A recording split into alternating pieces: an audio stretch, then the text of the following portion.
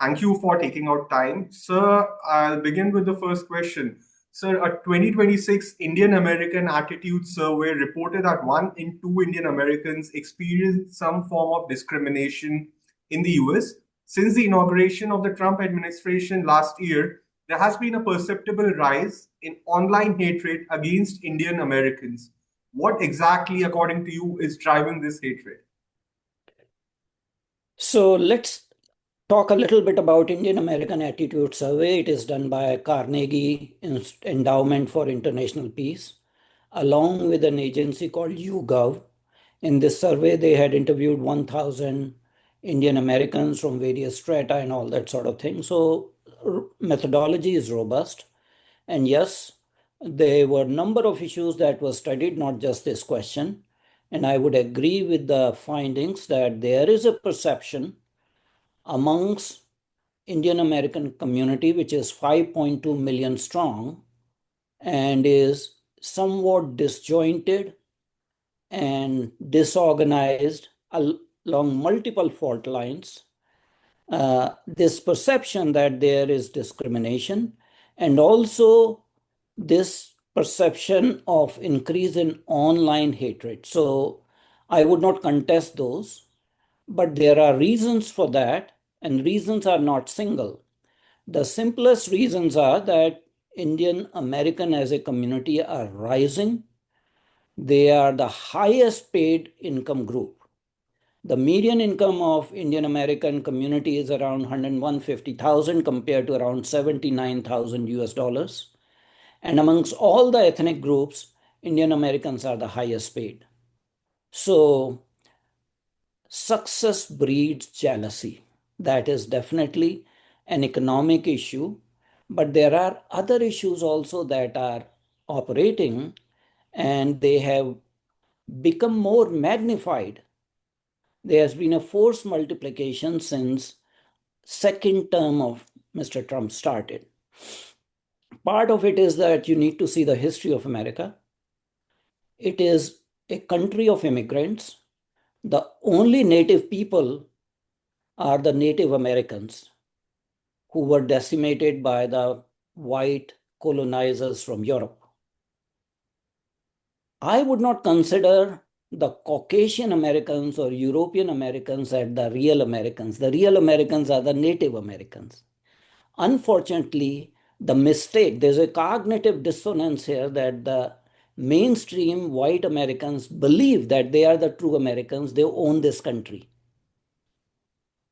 And they resent anyone else, other ethnic group, coming to this country of immigrants and realizing their American dream and in that process becoming successful.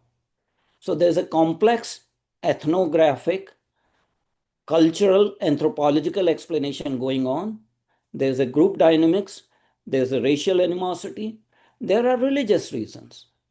And because of those religious reasons, Indian Americans or so-called Hindu Americans are being targeted for discrimination because when you come to this country, you become the most successful model minority. You are college educated, 75% of you have a bachelor's degree.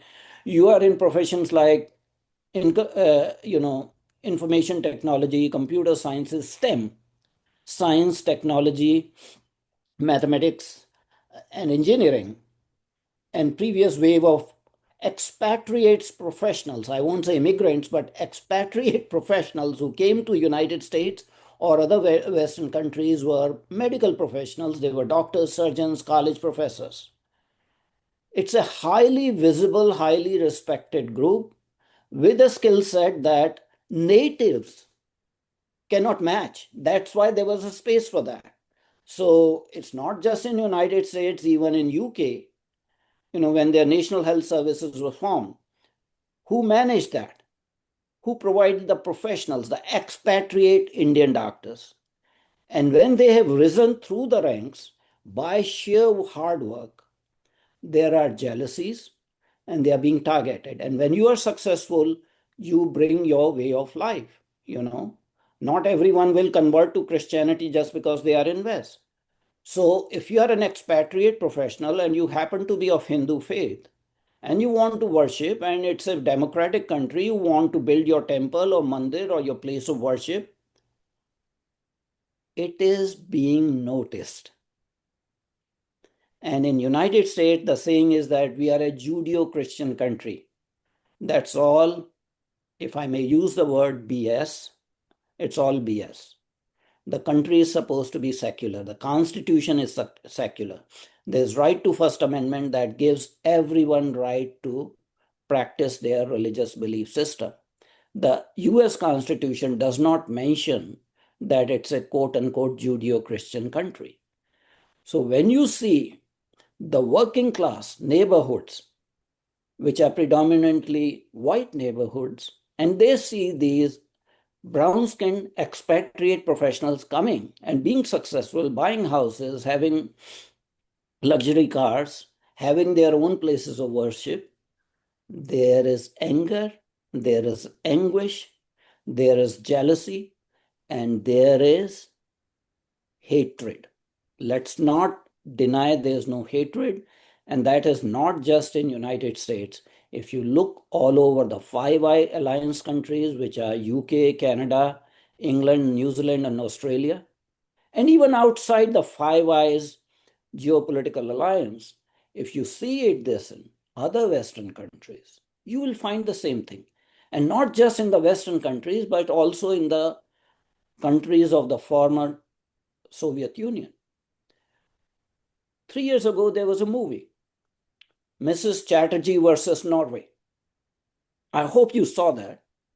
That was based on a real immigrant story of somebody by name Sagarika Chakrabarti, whose family was taken by the Social Services Department of Norway. It's a white country. They just could not understand the way of rearing the children, and the state takes over your children. Your family is destroyed. I will talk about Russian Federation.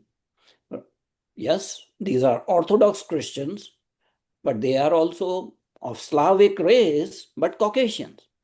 Is Hinduism legal in Russia? No. Is Hinduism being targeted?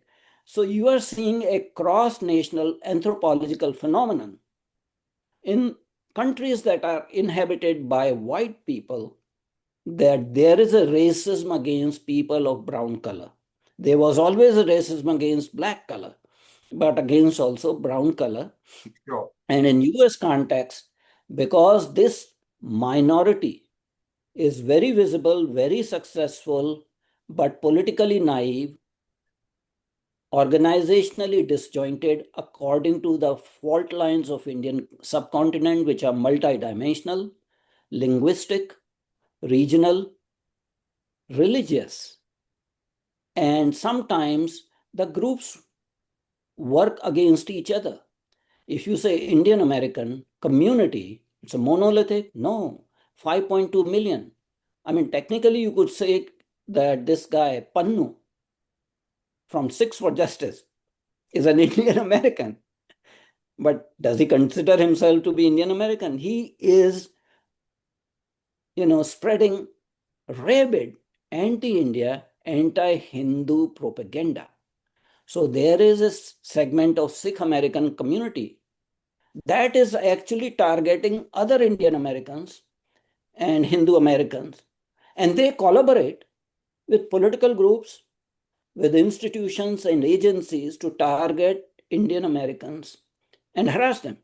Similarly, there's a section of community that on religious grounds, there are 6 million Arab Americans and Muslim Americans, and there are some members of Indian American community who are of Muslim faith. They work with organizations like CARE, Council of American Islamic Relations, and they have targeted doctors, physicians, activists. In fact, in Indian American community, there is also a political divide, whether you are Democrat or Republican or independent. Historically, large number was 70% were Democrats, left-leaning. Over last 10 years, there's a change. People are becoming more and more Republican, but it's the independents that are rising because they realize that the both established parties do not cater to your needs. and it has been manifested by a second Trump agenda that is very much anti-Indian American.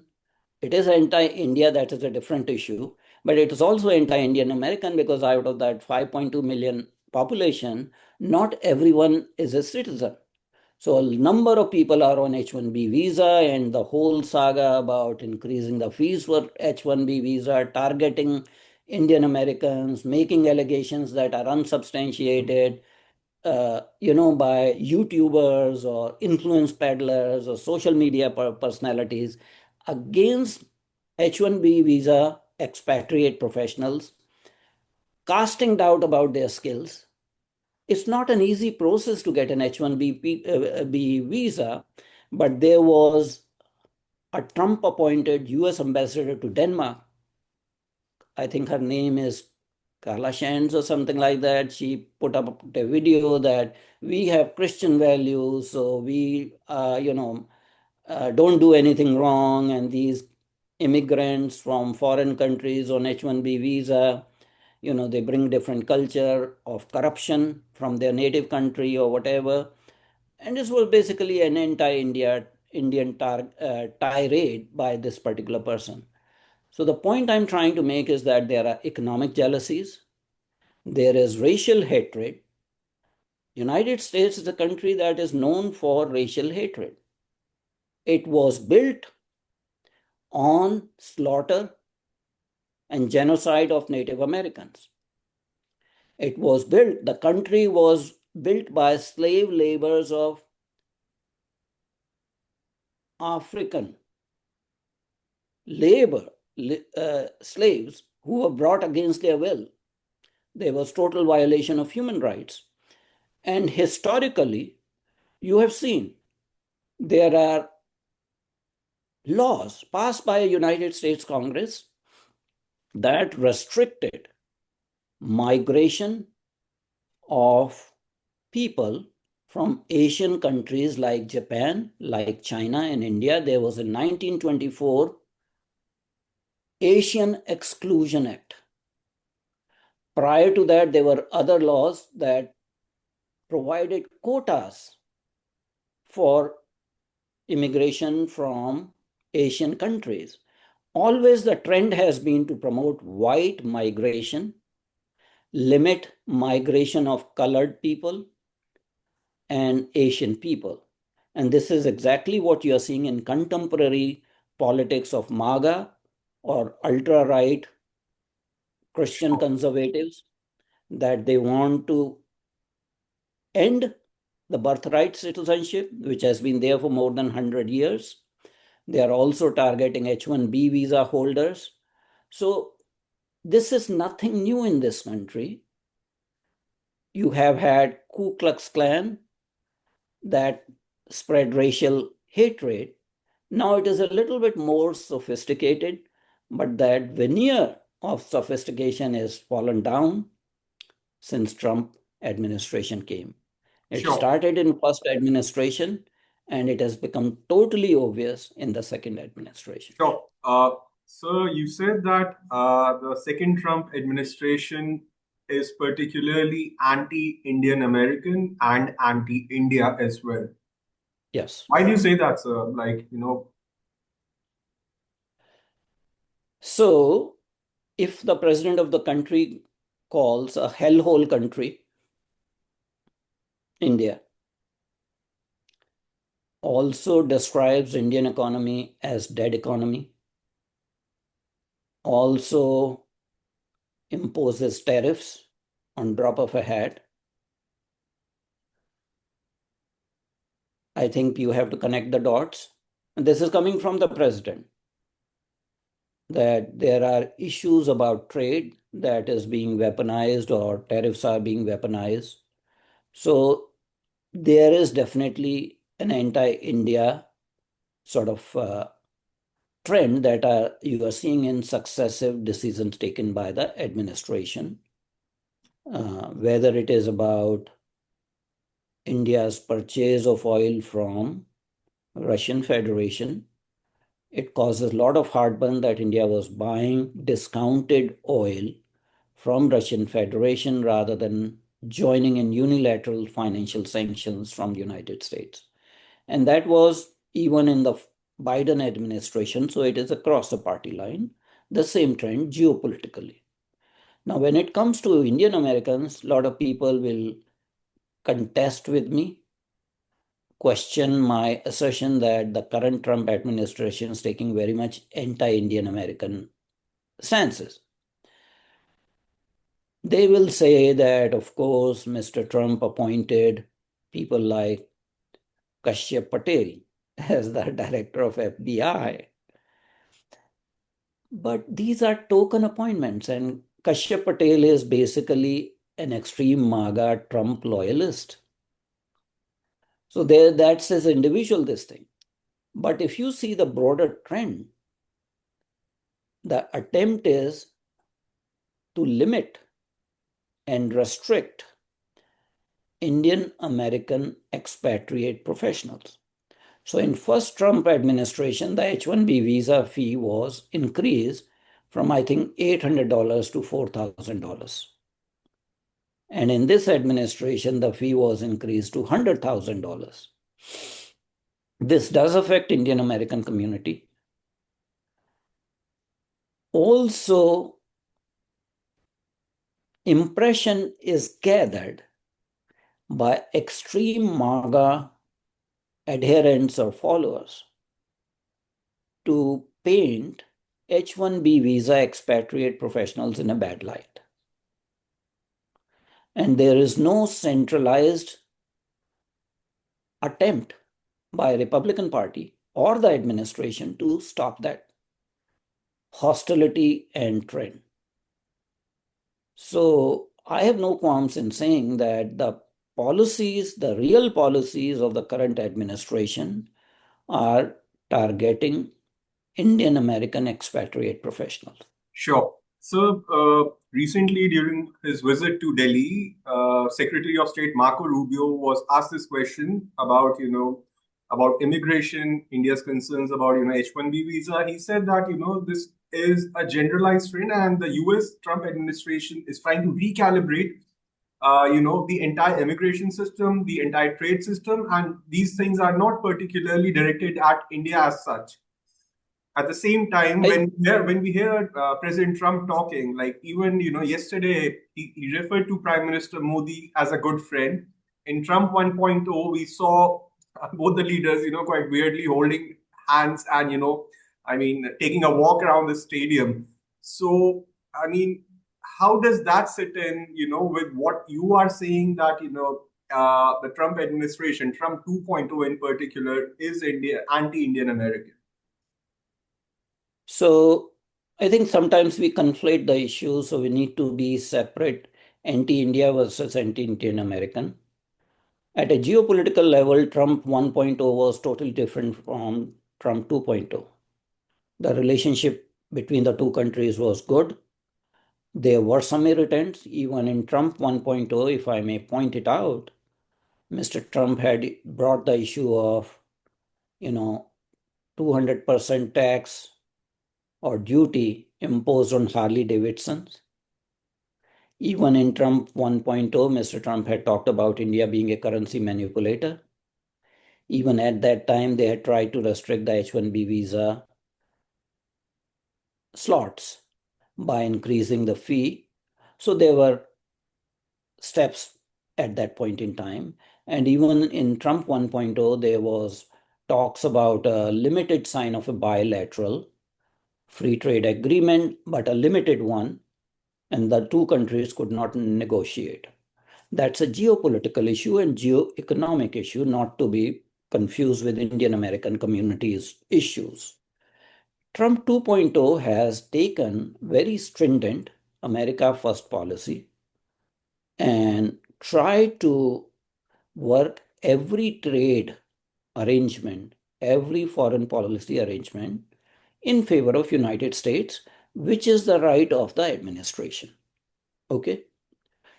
No ifs and buts. Yes, you are a sovereign government. If you want to restrict immigration of tech professionals through H-1B system, that's fine.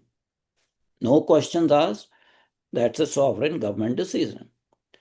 If you want to, impose certain tariffs and duties, you can do that within the limitations of domestic law and international law. As far as domestically, we have seen the Supreme Court overrule the tariffs. So now there is an attempt to bring tariffs by backdoor using 301 law and anti forced labor laws. These are domestic laws that have targeted 59 countries and imposed 12.5% tariffs on India and 10% tariffs on certain other countries. So they are using domestic mechanisms to get a trade advantage with every country in bilateral. So, in that sense, they are right. But then there are other issues geopolitically that become somewhat anti Indian. There are, without naming the leaders or region, there are attempts to destabilize in which there is some role from the West, whether that is Nepal or Bangladesh or any other regional country. So we need to understand that. As far as Indian Americans are concerned, that is a domestic issue of United States. Indian government cannot have much say into that. But if there's a human rights violation, if there's a violation of civil liberties, then yes, Indian government has a say on that. So it's okay, you can deport somebody who came to United States illegally. There are a number of truck drivers from certain Indian states that I shall not name that have come to United States illegally and were involved in a lot of accidents of trucks that killed people. So that community of drivers who barely can speak English is being targeted locally and their driver's license are being revoked. And yes, that is a domestic, law enforcement. But if you start harassing citizens of United States because of their color or because of their ethnic origin or national origin or religion on flimsy grounds, that should not be acceptable and that needs to be contested on international platform because it's a question of human rights, religious rights, you know, right to free speech, all those kind of things. And Indian government has some say in that on international platform and in bilateral relationships. So these issues are somewhat complex. Indian government will defend its own geopolitical and geoeconomic interests. So will United States government. At some point in time, there will be some coordination, some harmonization on the least common denominators on which you can work. If you cannot work, there are other countries to work with. That's the way geopolitics works. Nobody is married or, you know, perpetually bound by a relationship. India and United States are not treaty bound allies. They have different geographies. They have different geopolitical interests, different trajectories, different levels of government. So the models of government and national interests are bound to be different. And there's no reason to have total harmonization or total sort of cloning of opinions geopolitically. There will be differences, they will come out on platforms, and each country will work for its own interests, whatever they are. And they were jealously guarded.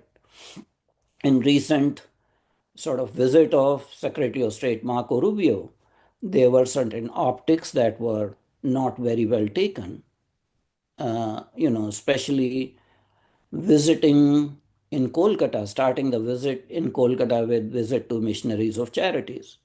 If you know the controversies about missionaries of charities, what they did and what they did not do, it was not a benign, and it is not a benign organization.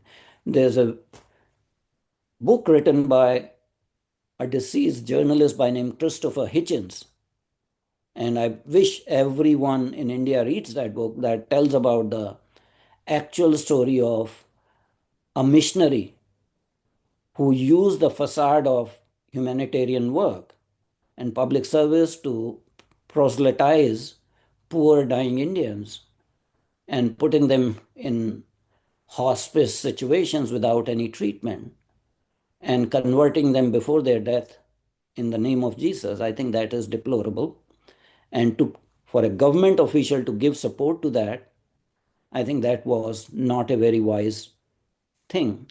Also, the missionaries of charities, there were allegations, were involved in smuggling and selling of human skeletons and of the skeletons of babies also. Whether these are verified later on or not is a different issue, but they were strong, strong allegations in 90s about that particular organization. So you think before you go and make a symbolic statement by visiting such kind of organization. It's a very controversial organization. Mr. Marco Rubio is a Cuban American and he is Catholic by faith. But his personal faith choices should not have impinged on bilateral relationship between two countries, and there was a pushback from Indian side. So there were issues. Uh, so, focusing back on the sentiment on the ground as far as Indian Americans are concerned, this week we saw a particularly disturbing video, of a White Lives Matter activist, Clayton Walker, tearing an Indian tricolor in front, of during an anti-immigrant protest, and this happened in Dallas, which has one of the biggest concentrations of Indian American communities in the U.S. So, how is the community perceiving these actions, these acts of, purely blatantly anti-India hatred? Like, is there a sense of fear? I mean, how is it being perceived?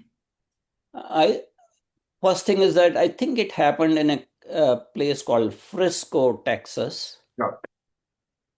It's a small town which used to be only 35,000 population, all white, more than 10 years ago.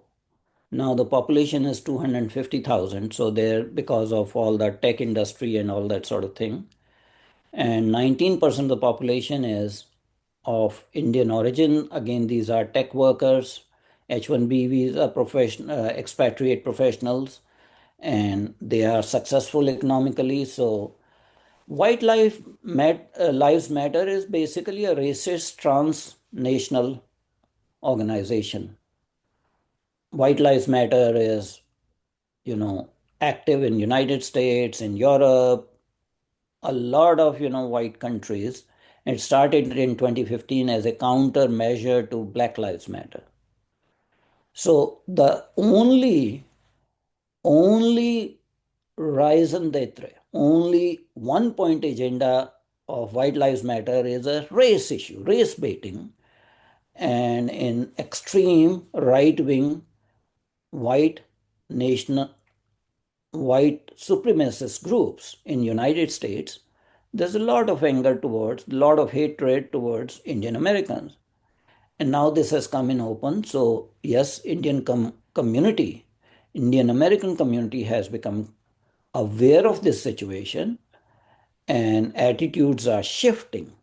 If you go back to that IAAS survey, uh, Indian Americans have acknowledged this ongoing hatred either online or in day to day lives. So people are becoming aware of that.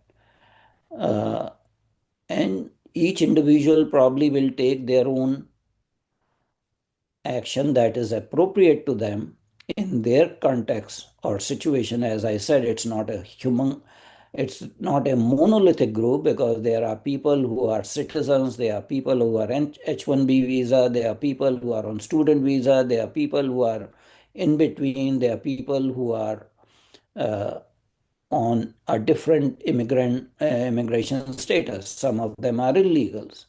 So each section will have to take appropriate measure depending on that. As when H-1B visa expatriate professionals are concerned, a lot of them are talking about maybe leaving United States.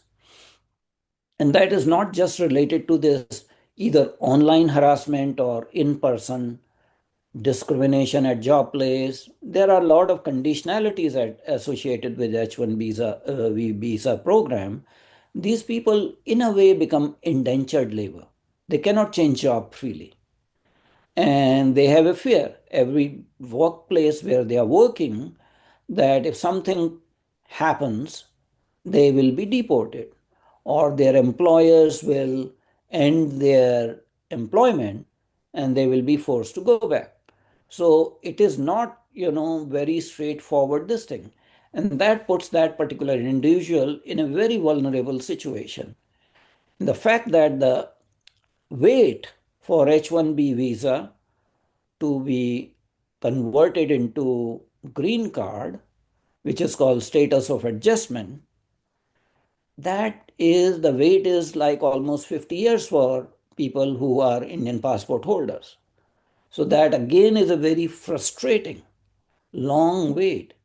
And that is forcing a number of H-1B expatriate technology professionals from India or STEM professionals from India to consider going back to India, because this whole conglomeration of anti India sentiments, anti Hindu American sentiments, policies of the Trump 2 administration, which are designed to maintain American economic supremacy and diminish the role of non white people. It's a combination that is affecting Indian American tech community and H-1B visa holders. So yes, some of them will leave. I would not blame them if they leave. They will find greener pastures elsewhere in the world. When you have the qualifications and you are looking for quote unquote greener pastures, when you say Vasudhaiva Kutumbakam, whole world is my family, wherever you get opportunity, you will go back.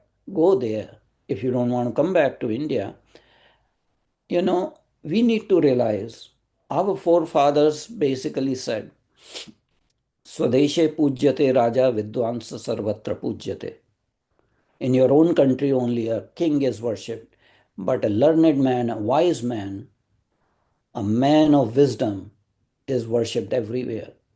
So I see H-1B expatriate STEM professionals from India, a commodity which any country should be proud of having to boost their economies. This has happened in United States in the Y2K problem, when Indian tech workers were invited to come and sort out their computer mess for the Y2K glitch. And there are 99 or 98 Indian Americans who have started unicorns in United States. These are billionaires. This is the gift of H-1B visa tech expatriate professionals from India to United States. That's why you have more than 30 Indian origin CEOs who are currently Indian Americans. So it's not that they are coming to steal your jobs or to go against your way of life. These are smart professionals and they deserve the respect, that is due to them. But unfortunately, because the whole political environment in United States been vitiated, the working class whites are taking exception to brown skinned people coming from a faraway country. These people can take away any challenge. They work very hard compared to the so called natives. They are willing to work 6 days a week, 7 days a week. They are willing to work on weekends. They work extended hours.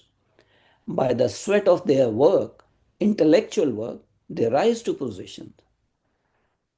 So, some of this racial hatred is very obvious and needs to be called out at any platform. And I think the administration also needs to take into consideration that, yes, you have certain policies that are fine, that are for America first. Every government does that. But the social issues The license that you have given by the MAGA activists, by social influencers to target Hindu Americans, racially harass them, or imply corruption or whatever. I mean, this person, I saw the interview, Ambassador Kala Sands, Trump's appointed ambassador to Denmark.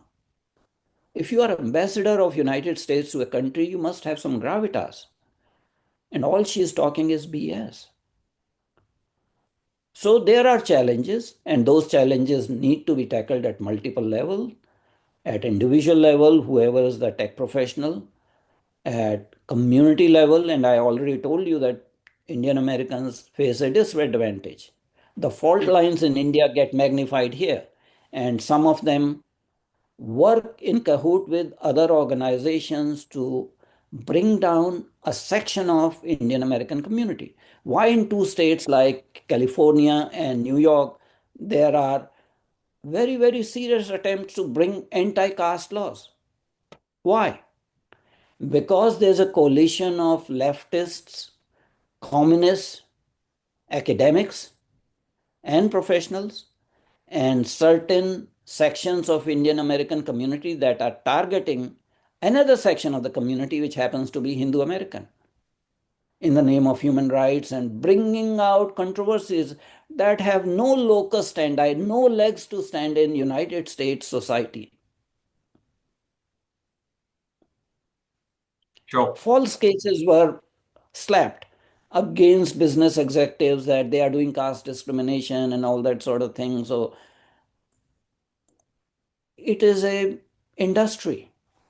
Sure, sure. Sir, you when you mentioned that license is being given to certain individuals, commentators, influencers, uh, are you saying that members of the Trump administration, you refer to the case of this American ambassador to Denmark, but are there any influential members of the Trump administration, including the president himself, whose actions or whose words might be fueling this racism, this anti-India hatred? And I mean, is there some sort of a dog whistling happening here? See, the dog whistling does happen all the time in politics. You cannot avoid that. Having said that, the president is very loose with his words because every 5 minutes his sentences change and opinions change. At one point in time, India is a hellhole country. Certain countries were called shithole countries, if I may borrow that expression. They were called shithole countries, and allegations were made about persecution of white farmers in South Africa, preferential asylum or status was given to them. At the same time, colored immigrants were being sent back.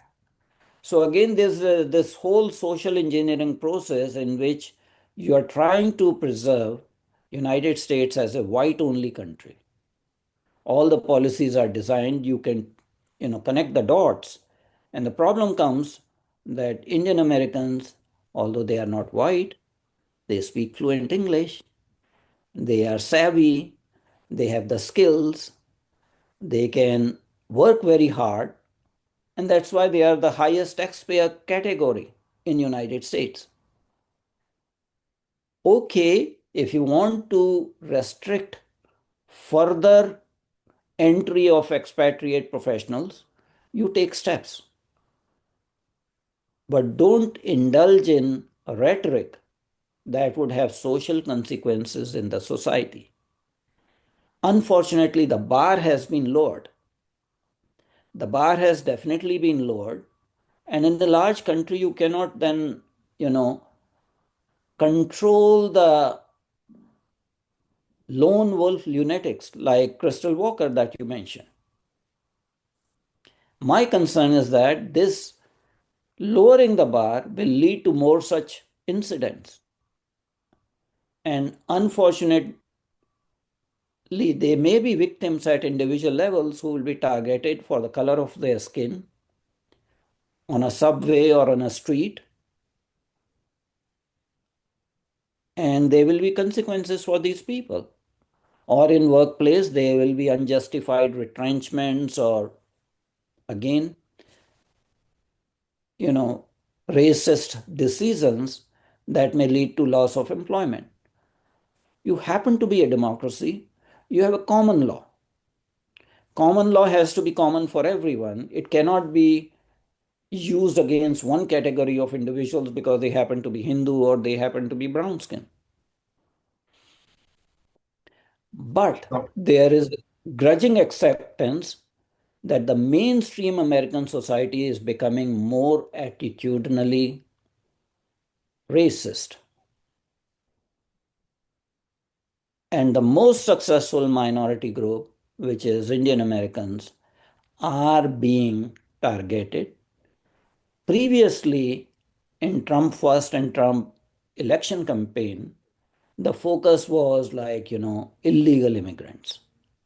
So Republican Party was focusing more on Latinos because Latinos are the second largest ethnic group after the whites in United States. It's no longer African Americans. So they were targeting them, and initial actions were against the Latino, illegal immigrants. As long as you talked about stopping the illegal immigration, that's fine. And there is some illegal immigration from India also. I have no qualms in mentioning the states. Punjab comes first. There are number of illiterate rural Sikhs who have come to United States from Mexico border. The first time they come, there is harassment, there is political harassment, religious harassment, and they seek asylum status. It has been there. There's illegal immigration also from the successful state of Gujarat. There was a family of four, had good jobs in state of Gujarat as school teachers, both husband and wife, had a house, well to do, but they wanted to have their American dream by coming from Canada with two children as illegal immigrants, paid the whatever you call them, the traffickers, human traffickers, some monies, and all four of them died due to exposure to cold because they were not prepared for that kind of border crossing. So, yes, there is illegal immigration from India by certain individuals, and that needs to be stopped. But your ire should not be directed against people who are in the country legally. Some of them may be on H-1B visa, some of them may be on student visa or F-1 visa or for status adjustments on green card. And yes, there are large number of citizens. Now, if in political discourse you tell a Republican candidate for governorship in Ohio, Vivek Ramaswamy, who is US born, US citizen, second generation, that you go back to your country where you came from, or you say that your Hindu faith is not in alignment with the Judeo-Christian traditions of United States, I think it's deplorable, it's despicable. Republican Party needs to take a strong line against such detractors from Republican Party. And I use the example of Vivek Ramaswamy. The guy is young, guy is articulate, guy is educated, he is successful, he is rich, he is part of the original MAGA movement, putting America first, was a Trump ally, was in Doge along with Elon Musk, decided to, for whatever reason, political or personality issues, got out of Doge, became a candidate for governorship. And how he's being treated? By Republicans themselves. That tells you that there's an institutional racism, and that is across party lines. Even Democrat Party has the same thing. But the reality is that there is anti-Indian, anti-Hindu, or anti-Hindu American feelings that are very prevalent, and there's need to put a stop on that. Sure. So one last question. You did mention that, if some of the Indian Americans, successful Indian Americans, they choose to leave the US, due to this rising racism or institutionalization of hatred. They might find greener pastures elsewhere. However, sir, across the world, across the Five Eyes, countries that you mentioned, we are seeing some sort of, anti-immigrant backlash in the UK.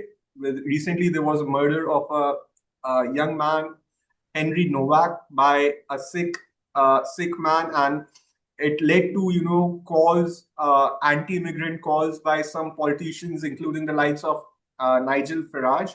Then there is then there we've seen protests in New Zealand where they're asking immigrants to leave, targeting Indians.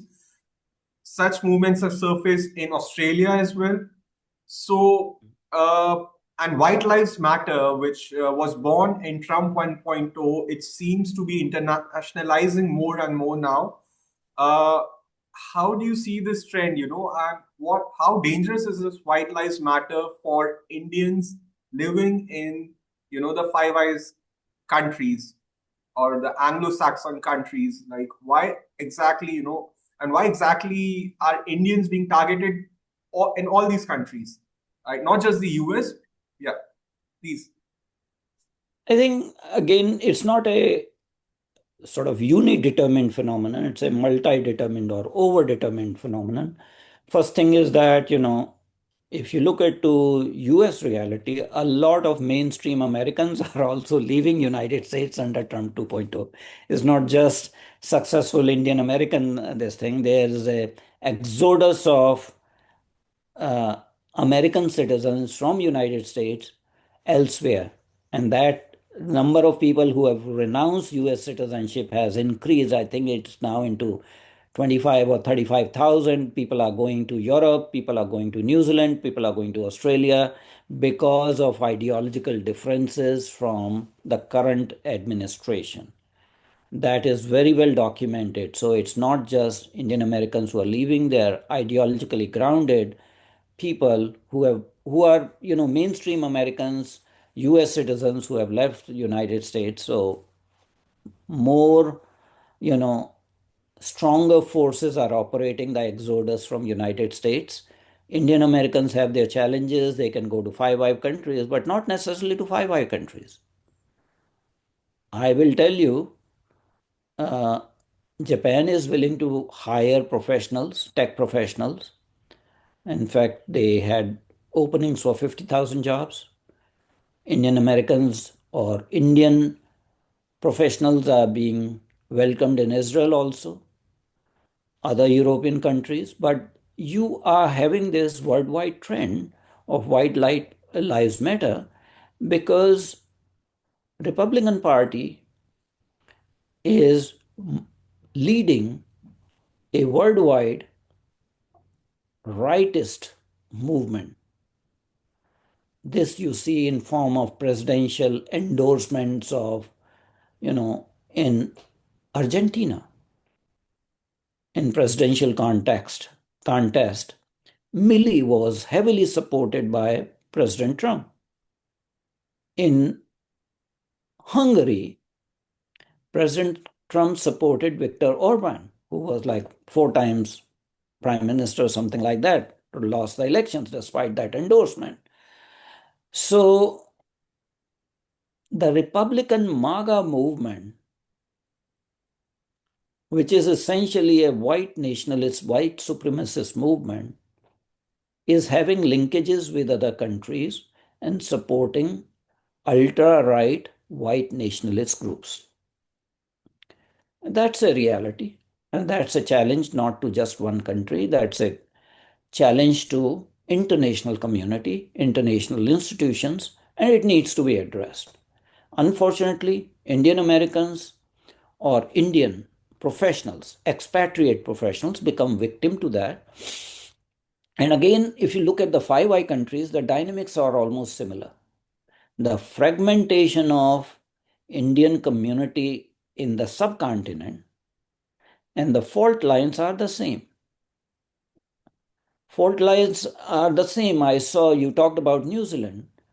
There was a protest in New Zealand by Khalistani activists. I think around 6 months ago. And they were targeting Indian professionals or Indians who are in New Zealand. Same thing is happening in Canada. The Khalistani activists are targeting Indian Canadians or Indo Canadians or Hindu Canadians. They were targeting Indian High Commission. They were bringing out, so there are sections of community because of religious reasons or political reasons, they originate from India, but they target other Indian immigrants to those countries, whether they are in Five Eyes. Khalistani movement is definitely one, but also some of the Muslim immigrants from India to Western countries, they then build up alliance with the Khalistani activists. So there's a common cause, and they use all the legal loopholes, whether it is in Canada, whether it is in US, whether in Australia, whether in New Zealand. So you have very complex interplay of domestic politics in India, replaying abroad, and people using legal structures or non-legal structures or social media to bring down a section of Indian communities in those countries. That's a reality. Unfortunately, because of social media, it has become very easy to spread hatred. Sure. I'll give you one more additional statement. This Sure. Henry Novak situation Yeah, yeah. that happened. Now, there's misunderstanding about the whole British Asian community, British Hindu community versus British Sikh community. The killer of Henry Novak was a Nihang Sikh who was carrying kirpans. So there was a small kirpan and there was a large kirpan. And apparently there was some sort of interaction or confrontation between the two individuals. Now, not all British Indians carry kirpans. So you're using one community to target the entire Indian population in UK.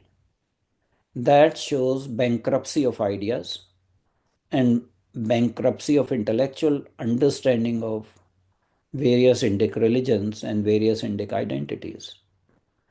Unfortunately, the white supremacist groups deliberately sometimes use these differences to highlight and amplify and target their intended victims. Sure. I mean, sir, even the family of Henry Novak, they have said that, the entire community shouldn't be targeted, but, nobody is listening to them. And I mean, the version, it's entirely being overlooked just to, I think to meet some political ends of, as you mentioned, white supremacists. Yes.